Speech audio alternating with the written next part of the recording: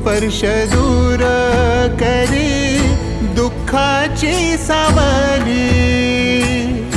गुरु भेटीसाठी झाली जीवाची काहिली। भक्त तुझा गुरुदेव